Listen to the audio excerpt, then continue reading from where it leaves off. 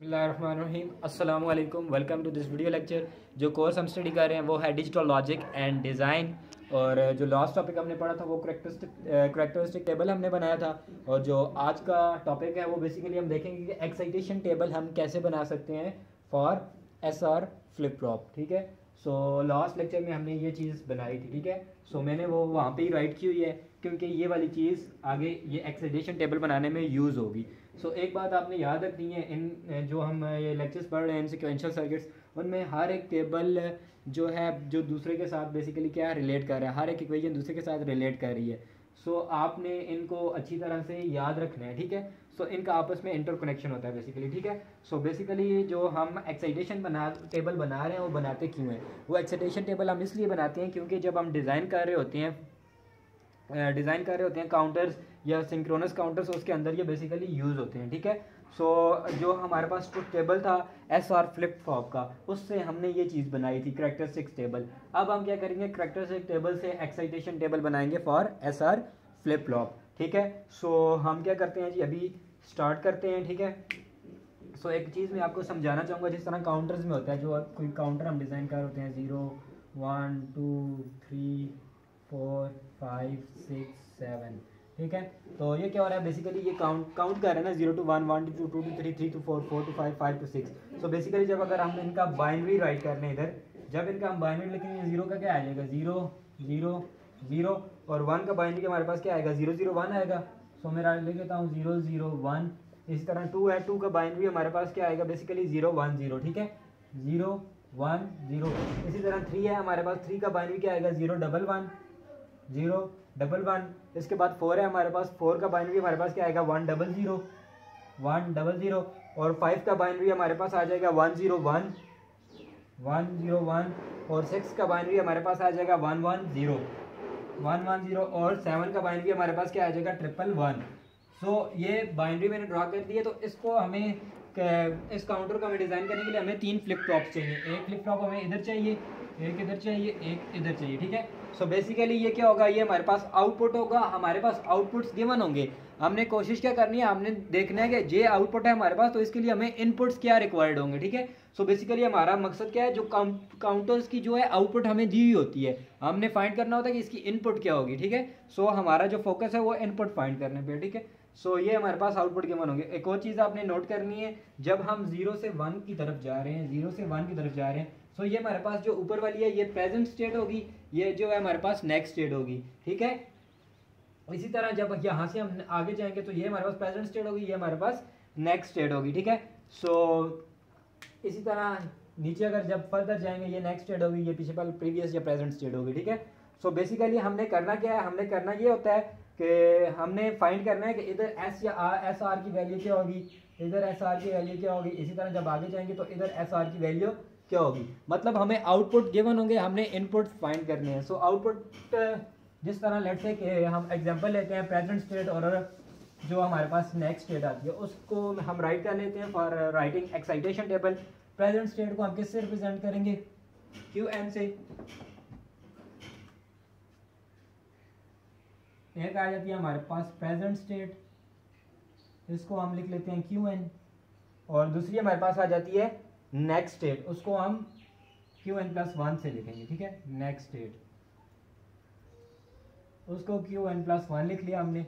अब हमने क्या करना है, जो प्रेजेंट स्टेट है उसको हम क्यू एन से रिप्रेजेंट कर रहे हैं और नेक्स्ट को क्यू एन प्लस 1 से रिप्रेजेंट कर रहे हैं। ठीक है, और ये बेसिकली क्या होगा, ये हमारे पास आउटपुट्स होंगे। ठीक है, OPS मतलब ये हमें आउटपुट्स होंगे, आउटपुट वाली कंडीशन होगी। और जो नेक्स्ट हमारे पास आएंगी वो जो कंडीशन आएंगी वो इनपुट्स हमने फाइंड करने हैं। ठीक है, इधर मैं ऊपर राइट कर रहा हूँ I/PS, मतलब इनपुट्स हमने फाइंड करने होंगे। इनपुट्स क्या क्या होंगे, S और R, जैसा कि मैंने पीछे बताया आपको, हमने S और R की वैल्यू फाइंड करनी होगी। ठीक है, सो मैं लिख लेता हूँ यहाँ पे S और R, S की जगह SN राइट कर लेते हैं क्योंकि हमने SN लिखा हुआ है, और इधर भी हम RN राइट कर लेते हैं क्योंकि हमने RN लिखा हुआ है। ठीक है, सो आउटपुट्स हमें गिवन होंगे, इनपुट्स हमने फाइंड करने होंगे। ठीक है, सो आउटपुट क्या हो सकता है, कौन सी कंडीशंस हो सकती हैं, 0 0 भी हो सकता है दोनों का, 0 1 भी हो सकता है, 1 0 भी हो सकता है, एंड 1 1 भी हो सकता है। ठीक है, सो ये आउटपुट हमारे पास हो सकते हैं। ठीक है, 4 कंडीशंस होंगी, या 0 0 या 0 1 या 1 0 या 1 1। ठीक है, सो इनके लिए हमने S की वैल्यू और R की वैल्यूज हमने फाइंड करनी है, ठीक है। और इस पे जाने से पहले मैं एक और यहाँ पे टेबल ड्रॉ कर देना चाहता हूँ, ठीक है। ट्रुथ टेबल मैं ड्रॉ कर देता हूँ, SN RN, और इसका हमारे पास आउटपुट क्या आएगा, बेसिकली SN RN और QN+1, ठीक है।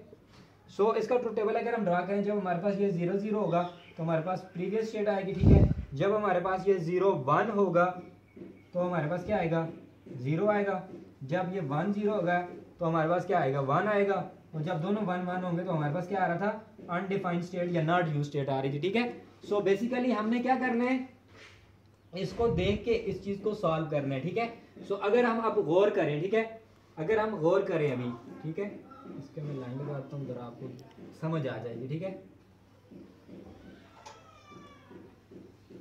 जब हमारे पास दोनों 0 0 हैं, प्रेजेंट स्टेट भी और नेक्स्ट स्टेट भी, जब हमारे पास दोनों 0 0 हैं, अगर हम गौर करें, देखें जब दोनों 0 0 है तो हमारे पास क्या आ रहा है, QN आ रहा है ना, आउटपुट हमारे पास क्या आ रहा है, QN आ रहा है, नेक्स्ट स्टेट QN आ रही है। सो दोनों हमारे पास 0 0 है। सो हम यहाँ पे क्या करेंगे, जब दोनों 0 0 होंगे तो हमारे पास QN स्टेट आ रही थी। सो QN की जगह हम राइट कर लेंगे S की और R की वैल्यू हमारे पास क्या होगी, QN जब 0 आ रहा है तो S और R की वैल्यू क्या होगी, 0 0 होगी,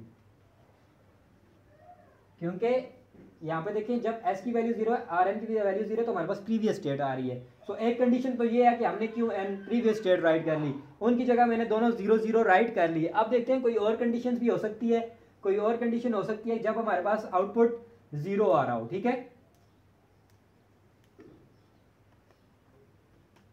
अब देखें, अगर देखें आउटपुट 0 QN नेक्स्ट स्टेट में हमारे पास यहाँ पे आ रहा है, सो वैल्यू यहाँ पे क्या आ रही है, 0 और 1 आ रही है।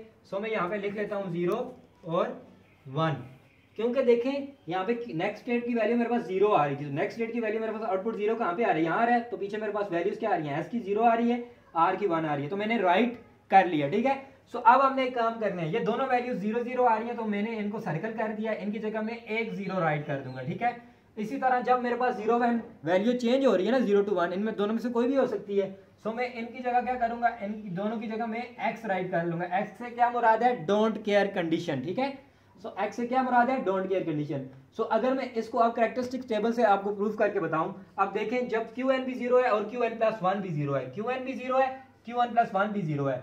एक कंडीशन तो ये हो गई, QN+1 भी 0 है, Q भी 0 है। दूसरी कंडीशन क्या है, QN भी 0 है, QN+1 भी 0 है। दो कंडीशंस आ रही है हमारे पास, ठीक है। सो उनमें S और R की वैल्यूज ये आ रही हैं। पहले केस में 0 0 आ रही है तो 0 और 0 राइट कर ली, दूसरे केस में 0 1 आ रही है तो 0 और 1 राइट कर ली। सो हमने प्रूफ कर लिया ये चीज फ्रॉम कैरेक्टरिस्टिक टेबल भी, ठीक है। अब नेक्स्ट देखते हैं, अब हमारे पास प्रेजेंट स्टेट की वैल्यू QN की 0 है, नेक्स्ट की QN+1 आ रही है। अब अगर देखें, मतलब इसका मतलब ये है कि आउटपुट नेक्स्ट स्टेट की वैल्यू 1 आ रही है। अगर हम इस टेबल में आए तो टेबल में, तो आउटपुट में हमारे पास 1 यहाँ पे आ रही है। सो हमारे पास S और R की वैल्यू क्या आ रही है, 1 और 0 आ रही है ना। सो 1 और 0 मैंने राइट कर लिया यहाँ पे, ठीक है, क्योंकि यहाँ पे आउटपुट 1 आ रहा था, QN+1 की वैल्यू 1 आ रही थी और उसके इनपुट थे 1 और 0, S 1 था और RN 0 था। इसको हम अब इस टेबल से भी देख लेते हैं। जब हमारे पास QN 0 और QN+1 हो, QN 0 और QN+1 हो, तो हमारे पास वैल्यू क्या आ रही है, ये वाली कंडीशन है, QN 1 है, QN+1 और QN 0 है हमारे पास। सो हमारे पास वैल्यू क्या आ रही है, 1 और 0 आ रही है, हमने 1 और 0 राइट कर लिया, ठीक है। सो अब अगर नेक्स्ट केस देखें, सो हमारे पास QN 1 है और नेक्स्ट स्टेट जो आ रही है QN+1 वो 0 आ रही है, मतलब आउटपुट 0 आ रहा है। सो जब आउटपुट हमारे पास 0 आ रहा है ट्रुथ टेबल में, तो S और R की वैल्यू क्या आ रही है, 0 और 1 आ रही है ना। सो मैंने यहाँ पे क्या कर लिया, 0 और 1 राइट कर लिया। इसको अगर मैं ट्रुथ टेबल से प्रूव करूँ, ये वाली कंडीशन थी, ठीक है। आउटपुट जब 0 आ रहा है तो पीछे S और R की वैल्यू 0 1 आएगी, ठीक है। सो अब इसको प्रूव करूँ, जब मेरे पास QN 1 है और QN+1 0 है, मेरे पास QN 1 है, ठीक है, ये वाली कंडीशन आ गई, और QN+1 0 है, तो मेरे पास वैल्यू क्या आएगी, 0 1 आएगी। सो मेरे पास वैल्यू 0 1 आएगी। सो मैंने ये वाली वैल्यू राइट कर दी है। अब अगर नेक्स्ट केस में अगर हम जाएं, जो नेक्स्ट केस मेरे पास आ रहा है 1 1 आ रहा है। अब देखें जब QN की वैल्यू भी 1 है और QN+1 की वैल्यू भी 1 है, सो इसमें हमारे पास कितने केस बनेंगे, हमने ये पॉसिबिलिटी देखनी है, ठीक है। सो एक पॉसिबिलिटी तो इसकी ये बनेगी, जब दोनों की वैल्यू 1 है तो प्रीवियस स्टेट आएगी हमारे पास, ठीक है। जब दोनों की वैल्यू 1 है, देखें सेम वैल्यू आ रही थी जब दोनों की वैल्यू, तो हमारे पास प्रीवियस स्टेट आ रही थी ना, 0 0 आ रही थी या 1 1। सो हम एक तो कंडीशन वो होगी कि जब इनकी वैल्यू सेम आ रही होगी, ठीक है, तो QN जिस तरह हमने यहाँ पे किया था ना, इसकी वैल्यू भी 0 थी, इसकी वैल्यू भी 0 थी, तो हमने क्यू एन ले लिया, तो उसको 0 0 किसके इक्वल है, क्यू एन के इक्वल है ना, सो हमने उसे क्यू एन कहा था, ठीक है।